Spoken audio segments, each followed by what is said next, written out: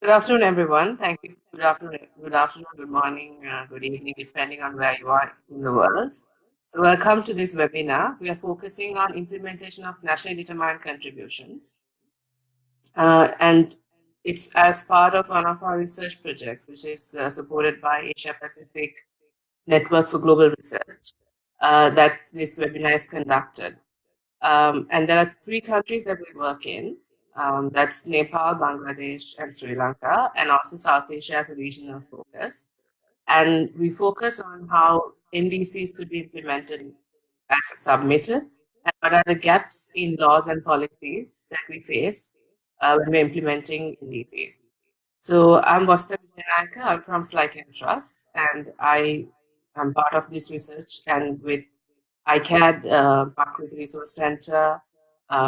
We engage in doing this research work, and this is part of our knowledge sharing of what we've done in the last few months, and sharing our knowledge in terms of how countries are addressing NDCs, what are the gaps that we faced, and also how can we overcome them. So our first speaker today is me, of course, which I've just given you an overview of what we're doing.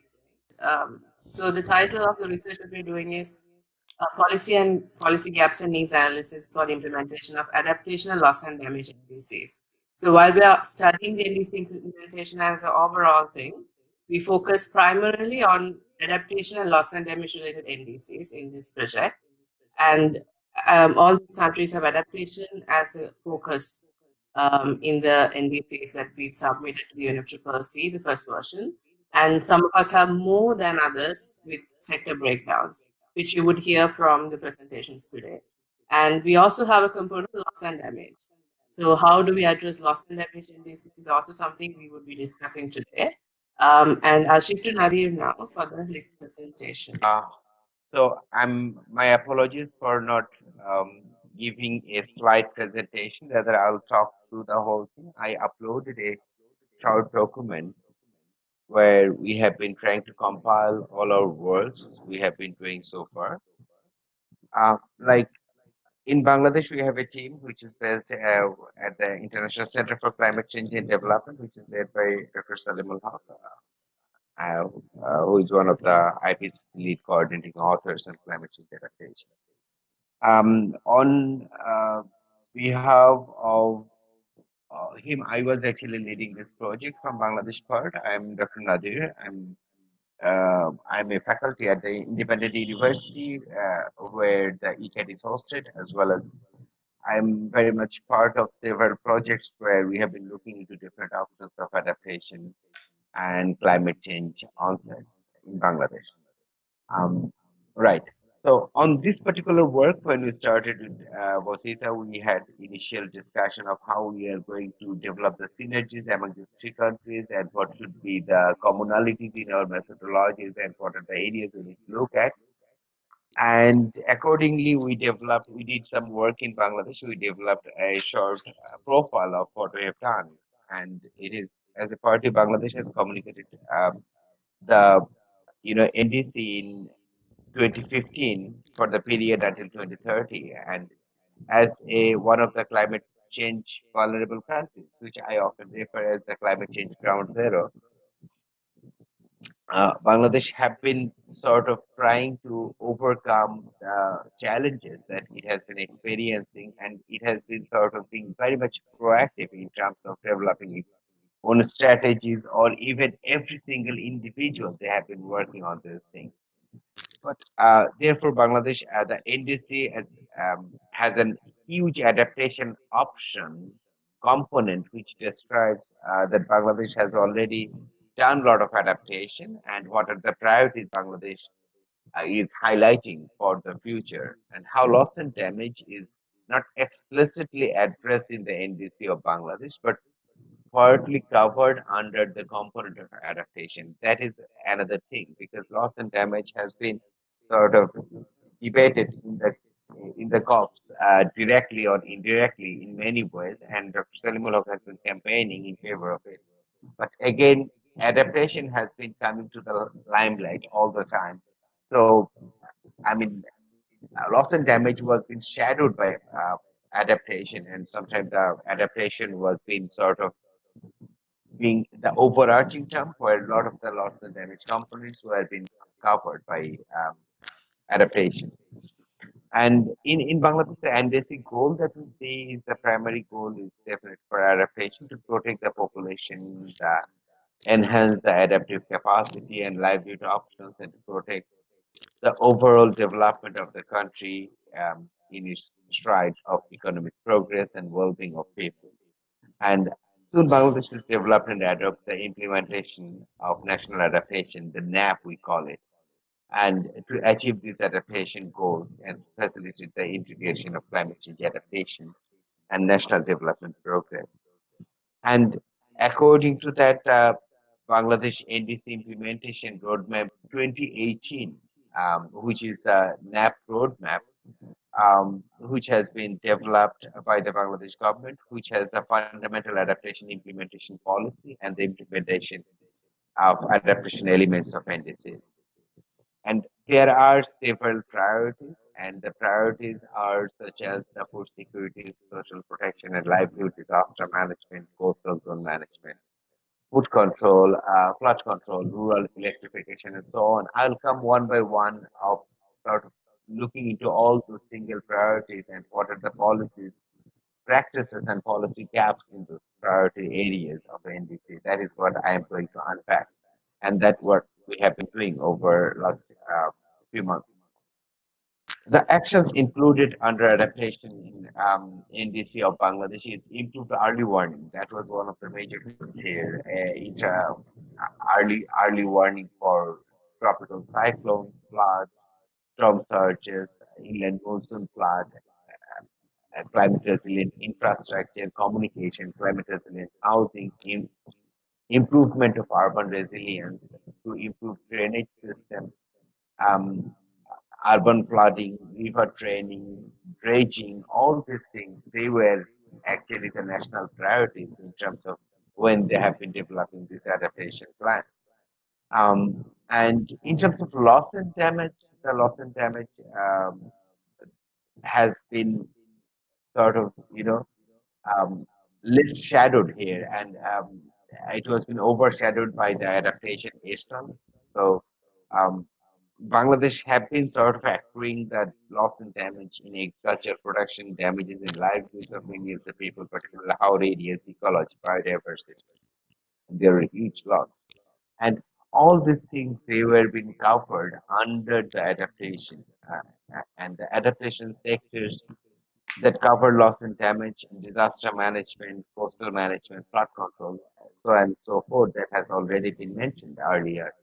The actions that cover the loss and damage in the at NDC of Bangladesh is improvement or early warning that already I mentioned. Um, and so let's look into the policy infrastructure itself. Uh, so the policy infrastructure itself um, has a difference. So as a progressive member of UNFCCC, Bangladesh adopted various policies and strategic plans. You know that in 2005 we adopted NAPA, National Adaptation for Adaptation Program and for Action. Then BCCACP, Bangladesh Climate Change Strategy and Action Plan. We have the seventh 5 years plan. We have the National NDC implementation roadmap. Then you have the National Adaptation Plan. We have the BCCTF, BCCRF. So all these were the policy infrastructures that Bangladesh have been proactively developing even before the international, framework and guidelines arrive. Um, and besides that, we have been looking into all those policies and infrastructure. At the same time, we also try to identify 65 sectoral policies and 35 laws. They are very much relevant to the implementation of NDC. And our key findings from each sector is if we go one by one, from, for example, NDC Sector 1, which is the food security. As we understand that the National Food Policy Plan of Action 2008 to 15 declines to mention the strategy, stress tolerance, or improvement cultivation for the purpose of adaptation of climate change. That was been entirely missing. So the climate change component in the National Food Security Plan were somehow missing, and the responsible agencies, for example, the Department of Agricultural Extension, then BARI, then Bangladesh Water Development Board, and different NGOs, farmer communities, they also acknowledged that they had been heavily sort of expecting to have, climate change in their policy framework, because it is very important that we understand. But I should mention here that in the National Agriculture Policy 2018, in somehow the climate change that appeared in many very different occasions, and we have seen that the National Agriculture Research Agency, or National Agriculture Training Academy, they were also been very interested to look into the climate change in their policies and in their activities. So that is one of the positive side of it. But in terms of food security, I mean, in the food policy, it has been entirely missing. Then the second NDC sector we see is the health protection. It is the same here as well. The aim of National Health Policy 2011 um, is to ensure the effective healthcare system that responds to the need of the healthy nation. However, a concerted effort will have to be made to protect the health from adverse effects of climate change. That was not there. And again, the health policy, the 5 years health policy for 2011 to 2016, that identifies the key interventions required to accelerate the pace of health, population, and nutrition sector in Bangladesh, and that sets out the sector strategies that explain the certain extent to this would be addressed. And the strategic plan itself again recognizes that it needs to be synchronized with the existing effects of climate change and natural disasters. Otherwise, it will not be a comprehensive policy at all. Um, like the water security, for example, we have the National Water Policy 1919, which adopted the objectives of important improved water resources management and protection of environment. Um, but it really didn't made any reference to climate change. So how the water resources it is going to embrace changes uh, when the climate itself will be changing, when the evaporation would be happening, when the rainfall would be decreasing, or the seasonal variation of rainfall would be very much vivid, how that is going to sort of incorporated in the national agriculture policy has been missing. At the same time, also the master plan for Howard, which is the nationally depressed land, where the major policy in the Howard areas has also been missing, that we found. The NDC sector fights the social protection and livelihoods, where that is another major priorities, where we say that the related climate change impacts and vulnerabilities on different socio-ecological contexts, including women and children, that has been missing as well. It provided the guidance to reduce the risk of vulnerabilities of climate change and environmental degradation, disaster preparedness to require social security strategies, social safety nets, all those things. But again, the agricultural related policies like the National Agricultural Policy 2013, which was been upgraded in the National Agricultural Policy 2018, where it was, it was entirely missing, because that has very much linkages with social protection and livelihoods. And again, the stream policy, which is another major revenue sector in Bangladesh 2014, which considered the climate change impact and vulnerability in stream sector. The policy has also emphasized the promoting of environment-friendly stream farming in Bangladesh. The comprehensive disaster management. This is one of the Nadir, major sectors. Yes. Nadir. So I think we are moving a bit beyond our time. Could you Oh, so just kind of yeah, bring it down and wrap in out 1 minute. Okay, the key sure, points? Yeah. perfect. Thank you. Sorry. Um, So what happens is that we can go on and on about all these different sectors. As I said, that we have been looking into 65 policies and 38 laws, and in all those policies and laws, what we try to do is we try to identify the major priorities of the government according to the NDC, and in those priorities, what are the policies and what are the gaps we have. What we found that so far the climate change has been very much in media or in vocabulary, but it has less presence in the policy itself, or it needs to be more comprehensive to be present in the policy, and that is probably what would be one of the highlights from our research. Thank you very much. So if you have any questions, could you please type it on the chat and we could ask it from Nadir, clarifying questions. We have a few minutes, so we can take two questions for Nadir directly, and then we'll go to the next speaker. Question to Nadir. What do you think in terms of gaps in policies and laws that are there in Bangladesh? You had a wide spectrum of examples from different sectors, but in implementation, say, what is the key problem that you face? Just one as the main thing that you can highlight. Have experience, my personal experience with working with the National Agriculture Policy 2018 is that um, when you talk about the climate change as different actors, we can talk about climate change from our own cohort or from our own, silo. But when it is comprehensive, for example, there are about 54 different stakeholder groups in national agriculture policy, and 54 groups has different set of agendas.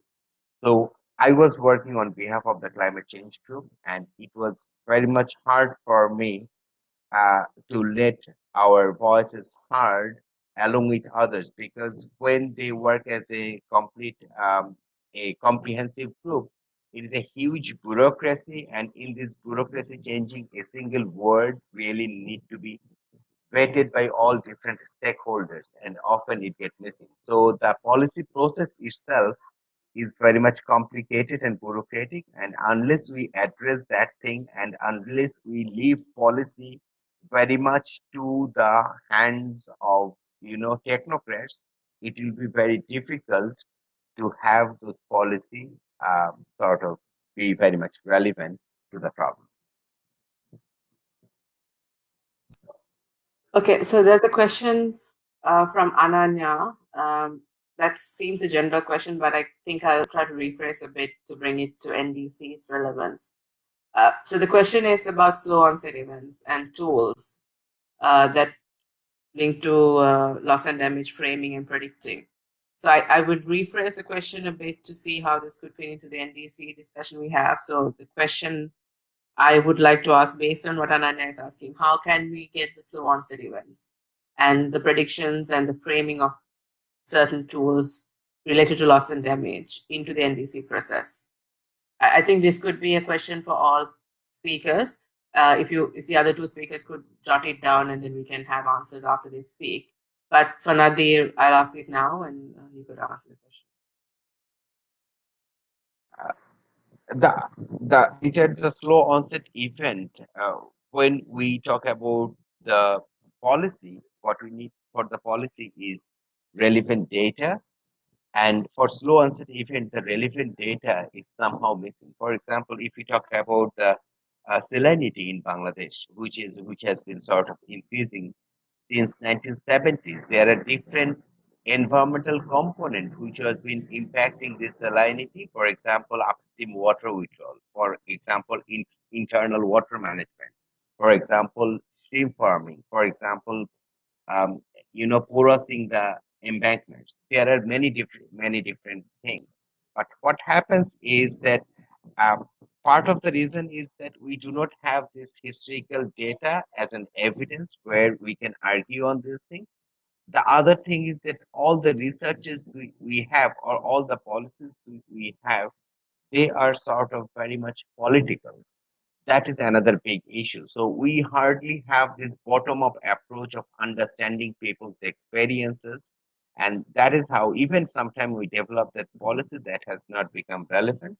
But for this law set policies, we do not have adequate data and we do not have adequate objective research to establish the facts and also raise the awareness in public. They are missing. There, I think we could shift to the next speaker now and we'll take more questions later. Over to you, Bob. Thank you. I hope everyone can hear me. So we were researching on the Sri Lanka and Sri Lanka's in the NDCs and the laws and policies available that sort of assist NDCs in its implementation, and the adequacy of the laws and policies in Sri Lanka on implementing the NDCs. I've set out an outline, a brief outline of the presentation. I will firstly sort of give a brief introduction to the NDCs of Sri Lanka, and then introduce how Sri Lanka has sort of addressed adaptation and loss and damage within the NDCs, because each country, the three countries, have different approaches towards identifying the actions and the targets on the NDCs. And then I will look at the gaps and constraints in implementation. And I should note that here we have analyzed the laws and policies available as a desk research, and we have also got input from the public sector, policymakers, and non-government sector regarding the implementation of adaptation and loss and damage NDC implementation. Also, we used the 2018 October, there was a review on the performance of the different sectors on adaptation, and we used comments by the policymakers and the relevant institutions.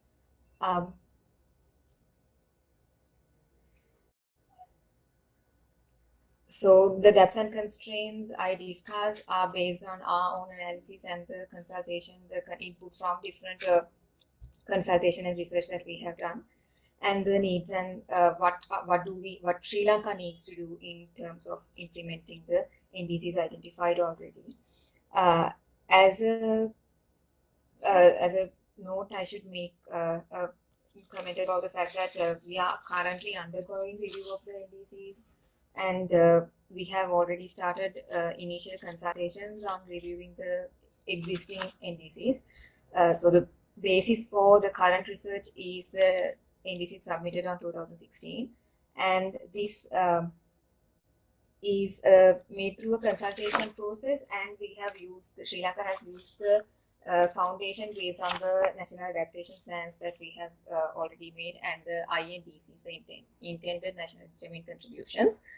Also, we use the readiness plan, which is in existence and which will continue to run throughout the period of 2017 to 2019. The readiness phase is important because it has identified specific targets for the 9 sectors of adaptation mentioned, and loss and damage.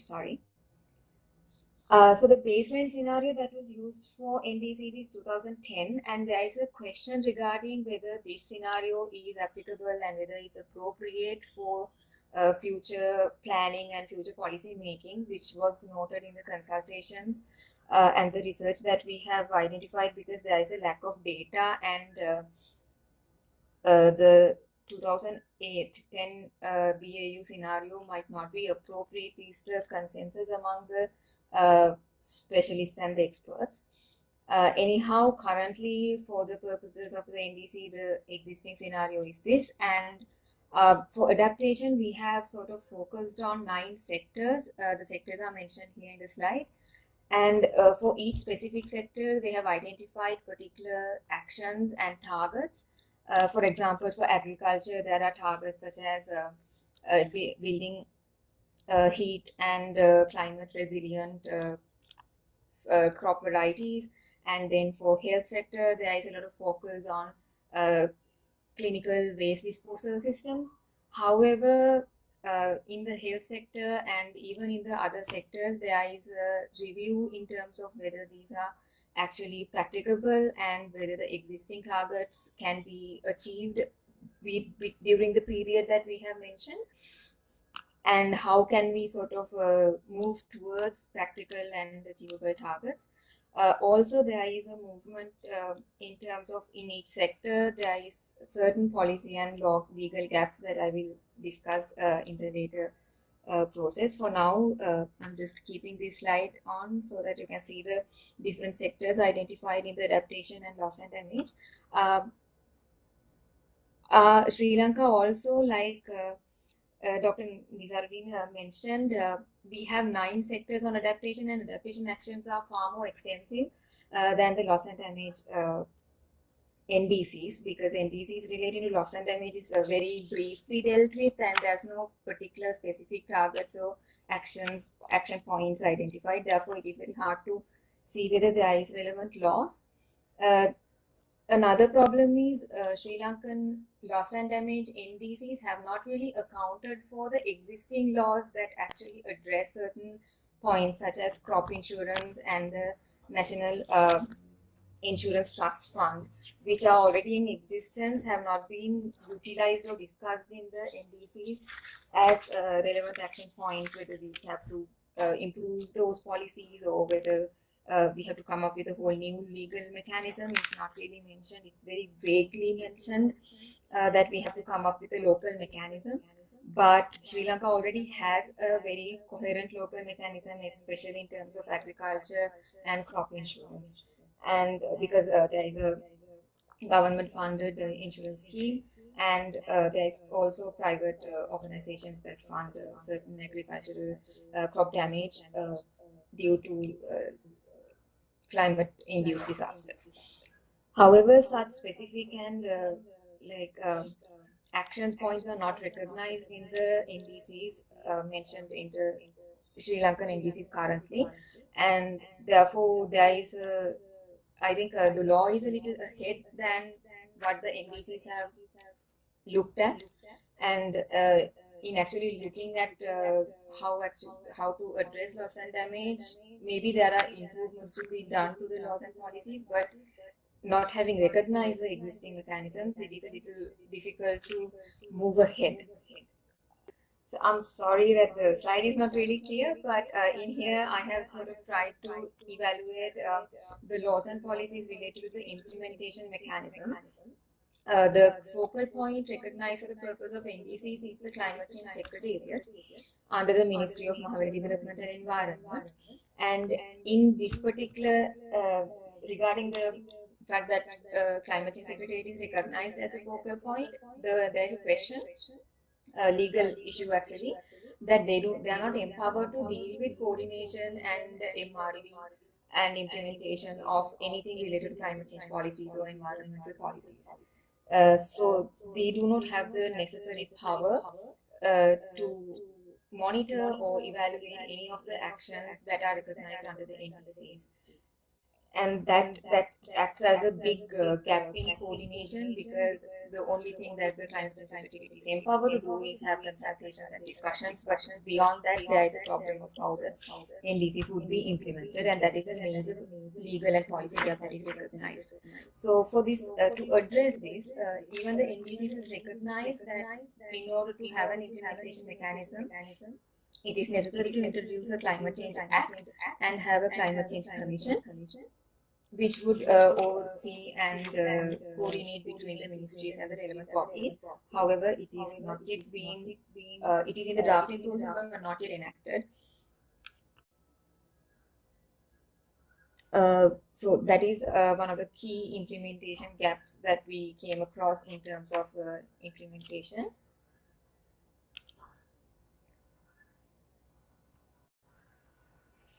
Regarding the adaptation laws and policies in Sri Lanka, adaptation in NDCs recognized 5 main targets as mentioned here. One of the key things that we have focused on is making sure that climate change adaptation does not affect or it does not conflict with the national planning for development, and that's a key thing that Sri Lanka has as a developing country, which is common to the other countries as well that are in the discussion. So most of the consultations and research we went through the policies on adaptation revealed that the policies are currently heavily development focused, especially in relation to agriculture, livestock. The policies are regarding increase of product efficiency.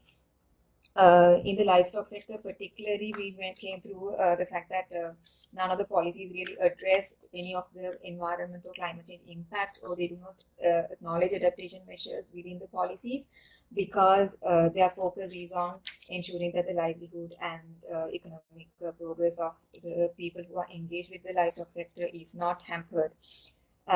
Therefore, there is a necessity to sort of change the policy focus and priorities and sort of have a balance of environment and development policy, development targets within the policies in the livestock sector. So if, particularly in the livestock sector, there's also a gap in the terms of research, because there's a need to identify what exactly are the impacts of climate change on the livestock sector in Sri Lanka. The data is missing in terms of how the heat stresses or increase of temperature and particular disasters like landslides or floods impact the sector and the livelihood of the people engaged with the sector. And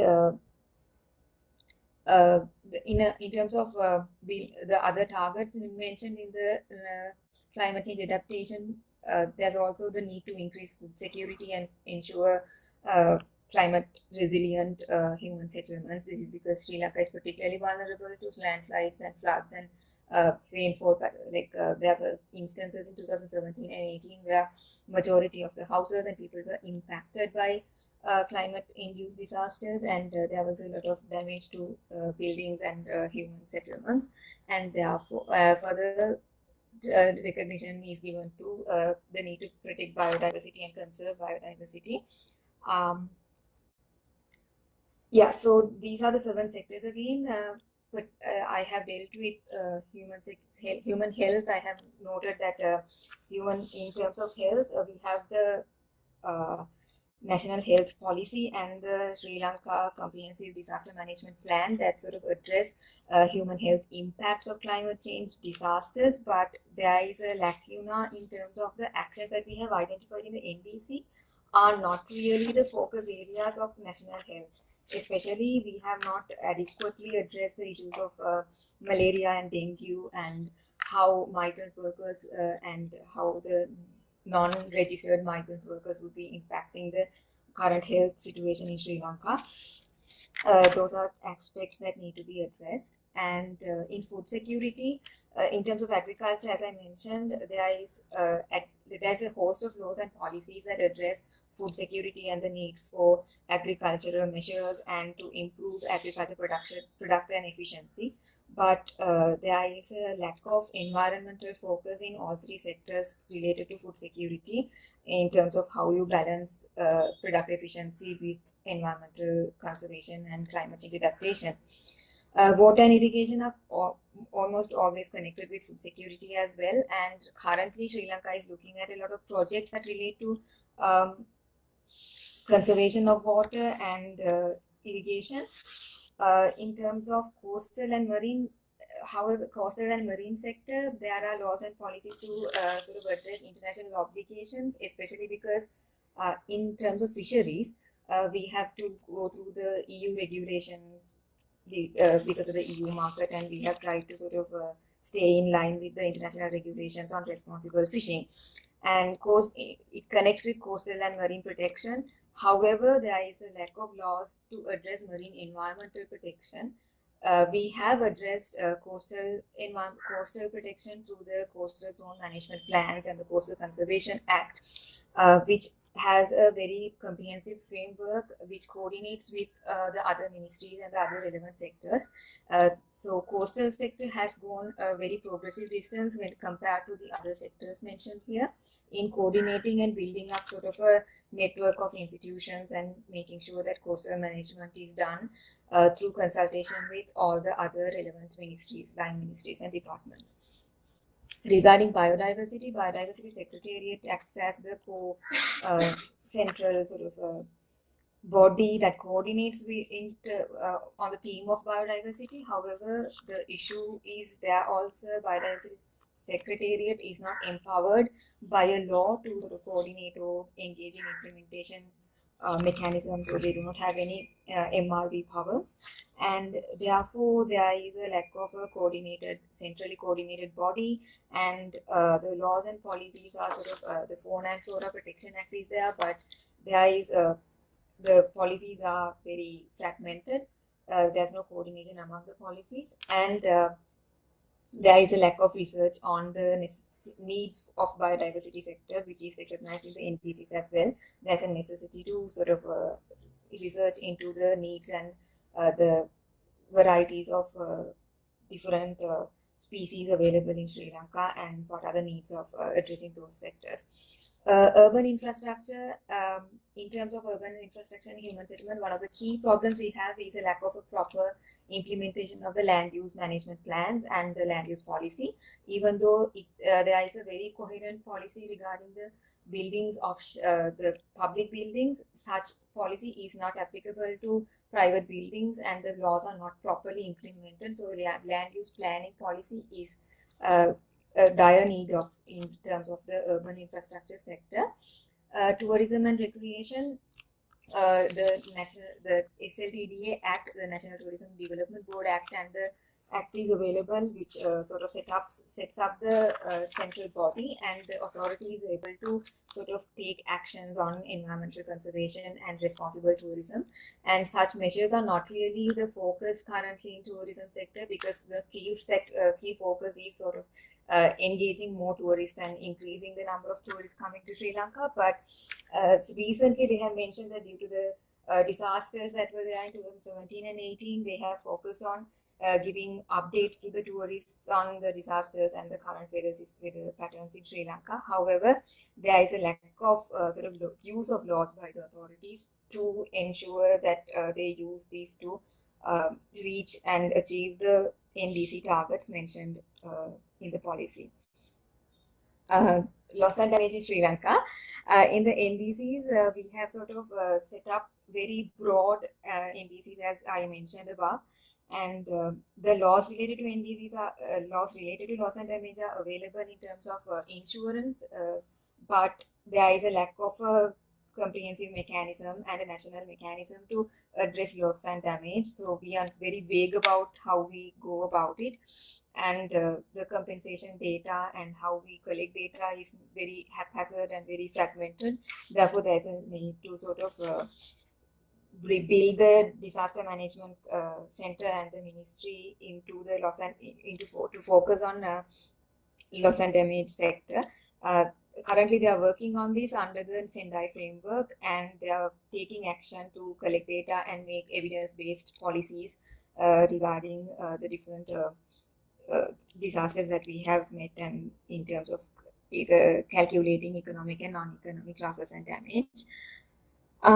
So in Sri Lanka, the main needs are in implementation of NDCs is, firstly, there is a lack of coordinating body, as I mentioned before, because there is no law that establishes a climate change commission or empowers the climate change secretary to engage in proper monitoring and evaluation. Another problem I have encountered that we have seen among the departments and the people who are involved in implementation is that Sri Lanka is very bureaucratic. We have the colonial system of policies, so there's a very rigid division of soft laws and hard laws, and most of the time we see national targets, guidelines and policies are very soft law that do not have an impact on how the decisions are made. There's no that they sort of see that as not necessarily a aspect that should guide their policy and decision making. And this gap sort of feeds into the implementation of laws, because even though there's a host of laws available for environmental protection, they are not used in an effective manner to address NDC implementation. There's also a lack of technical and legal expertise in Sri Lanka, especially within the sectors involved and within the institutional structure of the 7 sectors on adaptation and in loss and damage. And also we need to sort of train officers to sort of balance the development and environmental concerns that we have. And of course, the finance and capacity gap is there in implementing most of the targets that we have mentioned in the adaptation NDCs. The key sectors that are involved in Sri Lanka, sorry, I have not mentioned, I sort of skipped. The key sectors are stakeholders that are key for the implementation are the government, private organizations, NGOs, academia, and public. I'm sorry, I think I went ahead of time, but you have the PowerPoint, so if you have any questions, I can type out the answers. So if we have a clarifying question to Bhaga, we can take it now. Just a comment on the loss and damage compensation and insurance scheme. I think one of the key things that we kind of have a Sri Lankan system is that there has been a climate risk insurance, a hazard insurance that was available for like over 40 years in Sri Lanka now. So it's a matter of coordinating this to link with the existing loss and damage mechanism and climate risks that are there in a predictable manner on how we can address it, I think. So if anyone has questions, could you please type, or we can move and ask questions at the discussion as well. Okay, so Bhagat, there's a question on climate insurance in Sri Lanka. Maybe in the shortest way possible, if you could just give some examples on how we have the crop insurance system and how the National Trust Fund works, like in a minute, if you could. Is functioning through the agriculture department and the agriculture insurance board, to be specific. This has been in existence, like was mentioned, for 4 years, and this is centrally managed, and the money comes to the treasury, and they sort of provide crop insurance for crop damage through climate induced disasters. Through the it initially worked through the fertilizer, so the farmers don't really particularly know about it, but when they buy the fertilizer, when they pay for the fertilizer, they also pay a part of insurance money as the fertilizer fee. And in case they have a damage in that particular season or the year, they can sort of claim that money that they have paid throughout the time through the national fertilizer. And this crop insurance was initially available only for a few crops, but now we have sort of increased the number of crops that the insurance is available for. Apart from that, there is also a National Insurance Trust Fund, which is established under an Act, and it is basically a scheme that is introduced for public officers and public servants, and it also has certain elements that can be used as an insurance scheme, such as Agrahara, motor insurance, and insurance for farmers and fisheries. And this acts as sort of a pension scheme for the farmers and fishermen, and So that's one part of the NIT, National Insurance Trust Fund. The second part of the National Insurance Trust Fund is they provide damages up to 2.5 million Sri Lankan rupees damages caused by cyclones, storms, floods, and landslides, and natural disasters, including drought. So those are the three mechanisms we have. So two are functioning through the NITF Act, National Insurance Trust Fund, and the other is the crop insurance scheme functioning under the National Agriculture Insurance Board, and the law for that is within the Agriculture Insurance Board Act. So one thing we can do is share some of our research on insurance. I think there are a few knowledge material that's available, which could be made available to those who are interested on how Sri Lanka deals with climate disasters and what insurance schemes are available. So we can shift to the next speaker now. There'll be a discussion forum next. So if Praveen is ready. Our next speaker is Praveen Man Singh. He is from Prakrit Resources Center in Nepal, who is also a collaborator of our work on NDC implementation in terms of gap analysis for policy and laws to be integrated and interlinked with NDCs. So, Praveen, I think you could give more information on what you do. Hello everyone, good afternoon. This is Praveen Mansingh from Prakriti Resource Center, Nepal, and I'm going to make a presentations on the initial findings of the research that Sri Lankan Trust, Prakriti Resource Center, and ICAD is jointly implementing in three countries: Sri Lanka, Nepal, and Bangladesh. My presentations will be on the findings of the Nepal part. Let me continue with the presentation. Uh, as I said, my presentations will be particularly on the Nepal part of the research, and it is jointly done by myself and my colleague Marina Khadka. So. Uh, I have divided the presentations comprise of the four sections. First is Nepal NDC summary. Second is the policy review that we have done as a part of the research. Third is the sector-wise achievement, and finally the final sections will be on the sector-wise gap. So that's how we develop the presentations for the today's webinar. At the onset of the presentation, I must say that the informations regarding NDC is very much limited here in Nepal. Even the focal ministry, the Ministry of Forest and Environment, has very limited updated informations regarding the indices, and many of the sectoral ministry to whom we have interviewed during the research were basically not aware of the NDC. So we have to take a slightly different approach in terms of gathering the informations for this research. Uh, First, in terms of NDCs, the NDCs in Nepal has comprised both the adaptations related targets and also the mitigation related targets. In terms of adaptation related targets, it says that it will formulate the national adaptation plan for 2020 that will identify the adaptation needs of the country. Second is on agriculture. Uh, the NDC targets to develop a climate-friendly technologies in agriculture sector. Uh, Third is on climate-induced disasters. So these are the three sectors which is more related to adaptations that NDC of Nepal has focused on.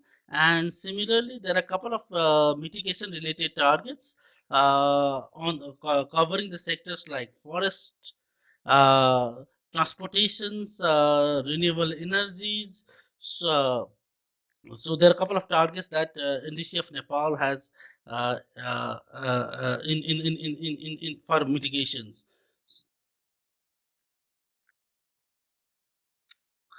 In terms of priority sectors for NDC in Nepal, it has covered seven sectors. Uh, it includes forestry, climate-induced disaster, agriculture, renewable energy sources, transportations, air pollution, and waste management. So these are the seven sectors that has been covered by the NDC of Nepal. Uh, the notable omissions in the priority sectors were the water resource, health, and urban infrastructures and settlements. These three sectors, the water resource, health, and urban structures and settlements, were part of the Nepal's NAPA, and NAPA has identified these as the one of the vulnerable sectors. But in terms of NDC, these sectors were not included. Apart from these sectors, Nepal's NDCs also talks about capacity building and research on adaptations and similarly also on the loss and damage. So apart from knowledge building and research on loss and damage, there is no other mention of loss and damage in the whole NDC documents for Nepal. So, as I said, as a part of this research, we have reviewed couple of policies, sectoral policies that includes National Climate Change Policy, Second Communication Report of Nepal, National Adaptation Plan of Action, Forestry Sector Strategies, Solid Waste Management Act. So these are the key national policies that we have reviewed during the research. So in terms of sector-wide achievements, what we have found out is that in the forestry sectors, the forest cover that NDC has targeted is a 40%, and as of now, the Nepal has achieved that target in terms of the forest cover. And similarly, in terms of CO2 emissions, in Nepal has 1.8 million tons of reduction of CO2 from its forestry sector. Similarly, in terms of agriculture, uh, uh, there has been some progress on development of stress tolerant varieties. Especially Nepal Agriculture Research Council has been working on development of the stress tolerant varieties. Similarly, yeah, there was a mobile applications targeting the farmers to share the climate informations to them. It was learned that 48,000 farmers has been benefiting from these mobile applications. Uh, Similarly, the government scheme of agriculture insurance has been working, and total 50,676 insurance that includes crop, livestock, and fisheries, all included. 50 more than 50,000 insurance has been already been uh, uh, in operations. Similarly, in the renewable energy sectors, there has been uh, some progress in terms of renewable energy schemes, especially targeting the rural areas and at the household levels. So there has been some achievement in terms of biogas plants, similarly solar energy systems, water mills, institutional solar power systems, and ICS. In terms of energy consumption, Nepal still depends upon the traditional energy. More than 69% of energy still comes from the traditional source, and renewable energy comprise only of 3.2% of the total energy consumptions. And and renewable energy is a source of electricity for the 18% of the total populations of the country. So that's the statistics regarding the renewable energy. In terms of transportations, only in the electric vehicles, we have only 21,000 electric vehicles in the country. This comprise of less than 1% of the total vehicles registered in the country. So that's the scenario in terms of transport sector. So what are the gaps in terms of NDC implementations in Nepal? The sectoral gaps. The first in the forestry sector, uh, NDC primarily focus on mitigations, whereas the national policy has focused both on adaptations and mitigations in the forestry sectors. So Nepal NDC needs to focus both on the adaptations and mitigation part in the NDC sectors. In the agriculture sectors, NDC covers only adaptations, but there is a high green GHG emissions from the agriculture sectors. As per the second communication report of Nepal, agriculture is the second largest emitting sectors for Nepal. So the NDCs has to cover both adaptations and mitigation in terms of the for the in the agriculture sectors. Uh, as I share with you, in terms of research and development, there has been some progress in terms of drought and flood resilient varieties, but research and development has to come up on low methane emitting technologies as well. So that's the area that Nepal Agriculture Research Council and some of the other research institutions who has been working on agriculture sectors need to look at in future. In terms of in terms of renewable energies, the present policy of the renewable energy primarily focus on rural areas uh, where the consumption is very limited. Uh, so we need to have a shift in the renewable energy policies so that it focus on the urban areas and also for the industries, renewable energy for industries. The present policy focus is primarily on the rural areas and at the household scale only. So that's the where the renewable energy policy is. We need to have a major shift in this policy. In terms of transport sectors, the situation is bit uh, regressive. uh, if you look at the data of the import of petroleum products in Nepal, since 2016, the year Nepal has signed the submitted the indices, the import of petroleum products has doubled. So, and there is lack of policies in terms of promotion of the electric vehicles.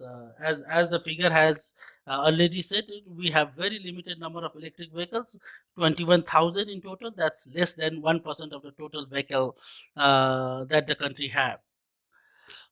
In terms of climate-induced disasters, there has been lots of work that has been done on the disaster risk management, but the whole concept of loss and damage has to be inbuilt on the when we are talking about the climate induced disaster. So that's where we really need to work on this. Apart from these sectoral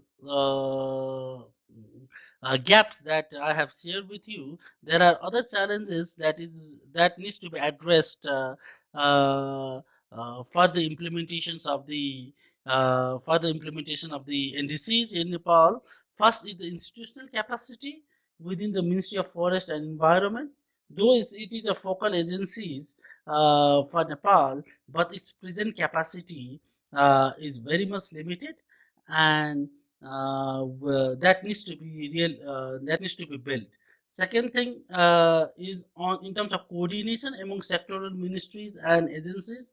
As I share with you at the beginning of the presentations, sectoral ministries and agencies, they were not aware of NDCs. So they were not really in the positions to talk to us anything about NDCs.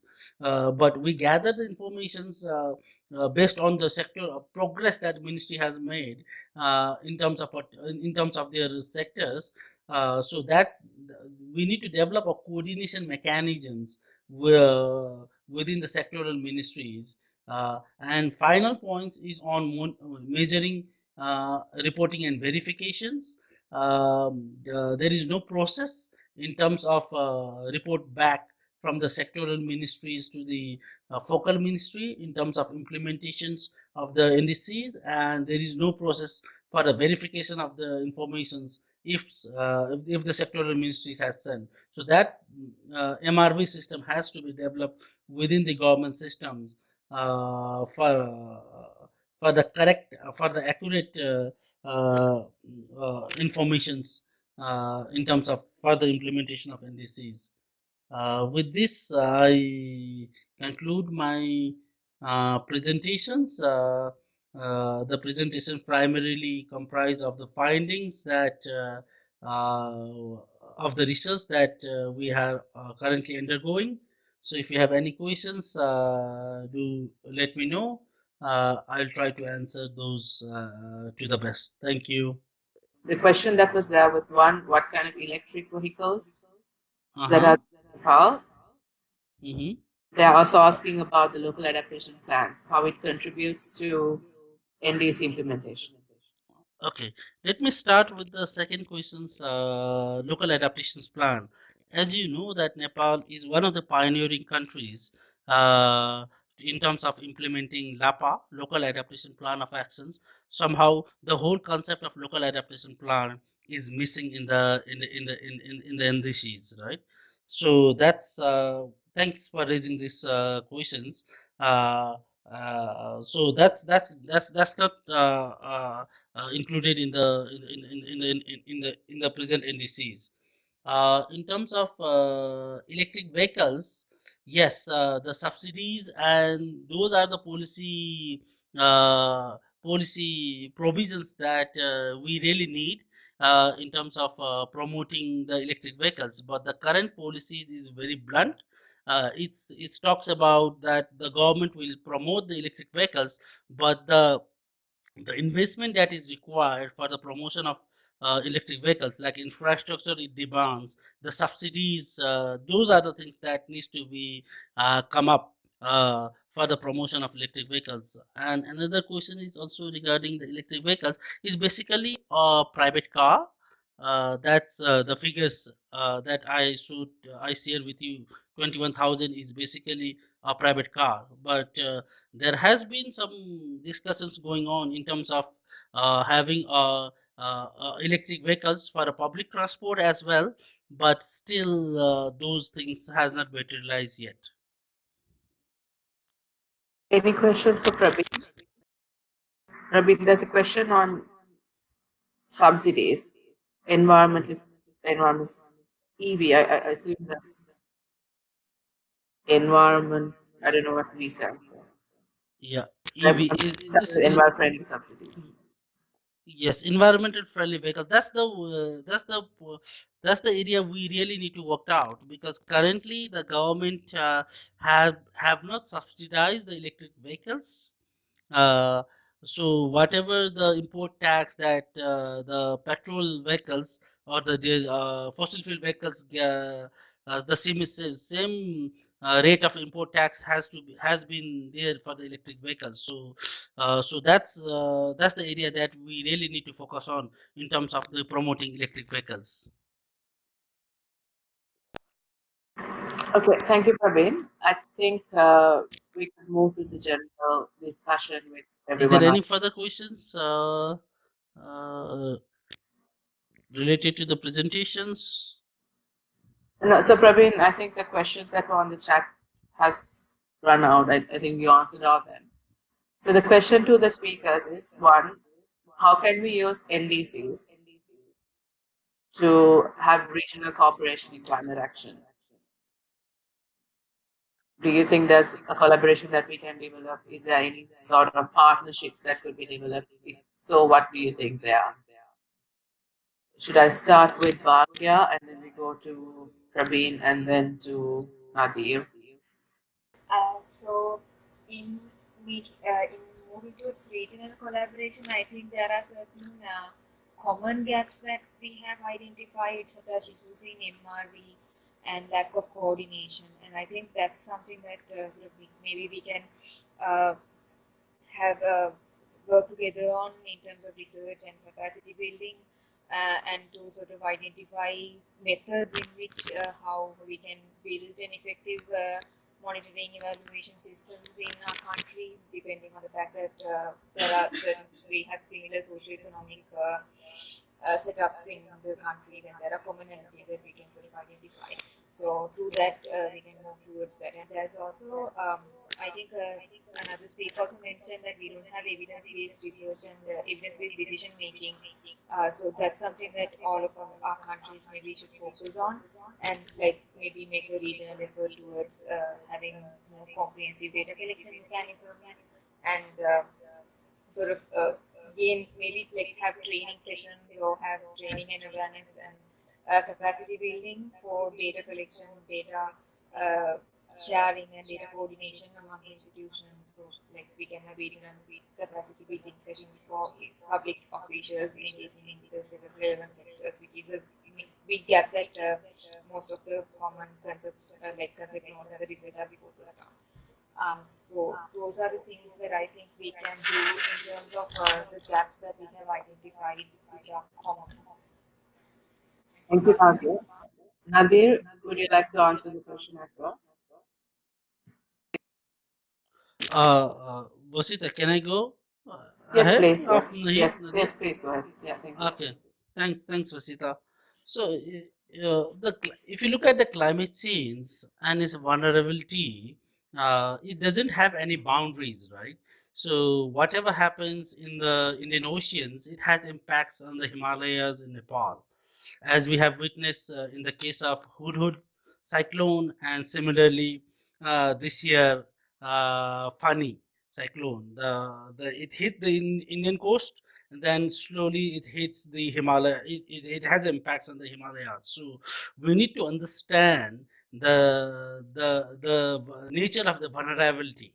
Uh, so definitely with that, if we understand the nature of vulnerability, definitely there is scope for the regional level work in terms of reducing the vulnerability. The early warning systems that was established for the Indian cyclone can be equally helpful for Nepal in terms of getting prepared for the impact in the Himalayas. So this year it works incredibly well.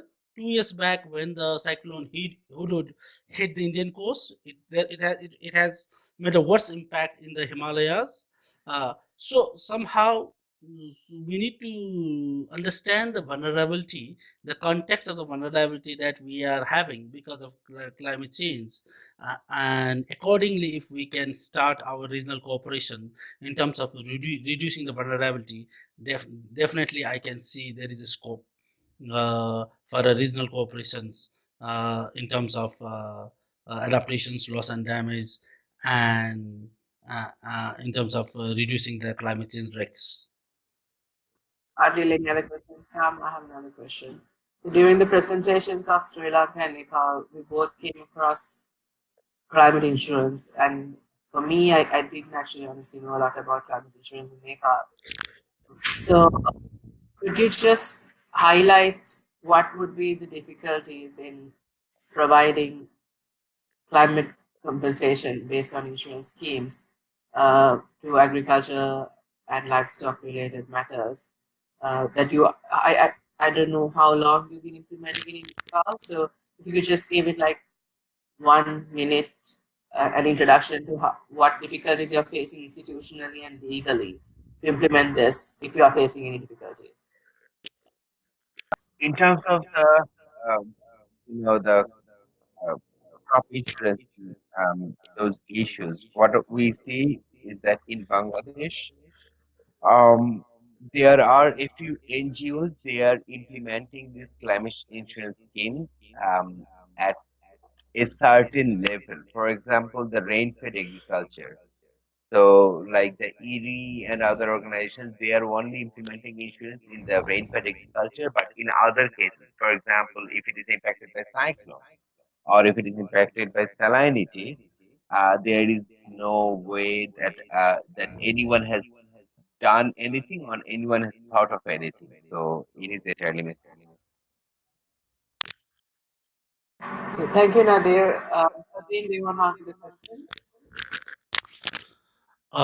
In terms of insurance, the crop insurance, there is a government program for a crop insurance here in Nepal. Uh, so it has been implemented through the government agriculture departments and its units at the subnational level, and though uh, it has been tied up with the local cooperatives who has been active farmers and also with the farmers groups, farmers cooperative. So somehow those farmers groups or farmers units were also part of the government scheme. So that's how the crop insurance scheme has been operating here in Nepal. Uh, so it has been practiced since last 2 to 3 years as a part of the government campaign.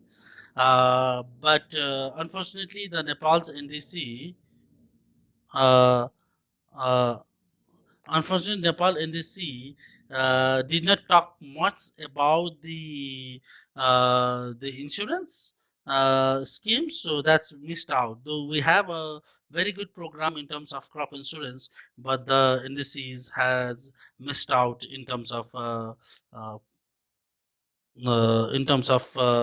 prioritizing the insurance as as a as a important tools to reduce climate risks and vulnerability. Thank you, Praveen.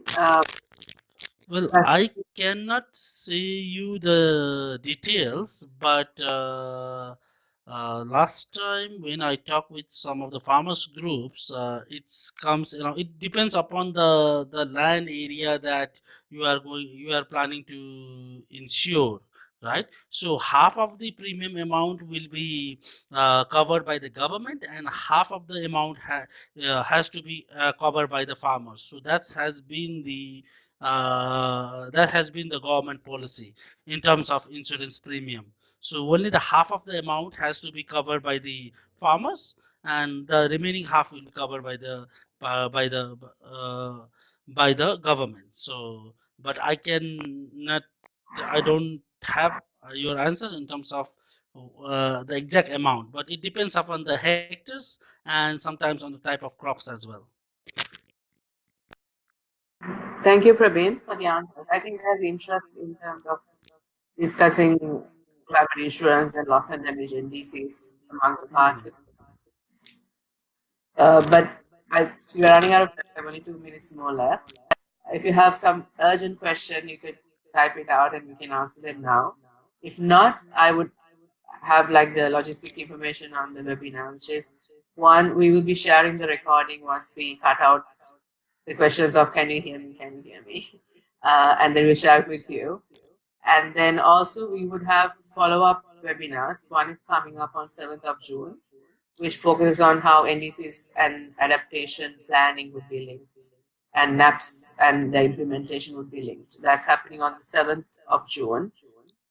And we will also plan, from what we see, the interest that is remaining among the participants here, on a topic related to loss and damage and climate insurance, so that we could share more experiences from Nepal, Sri Lanka, and other organizations working on this topic and how NDCs could link with it. So if you have any interest areas relating to NDCs, please write to us. We will try to see whether we can set up a knowledge sharing webinar like this, bringing in some experts and people working on these topics to share experiences and case studies.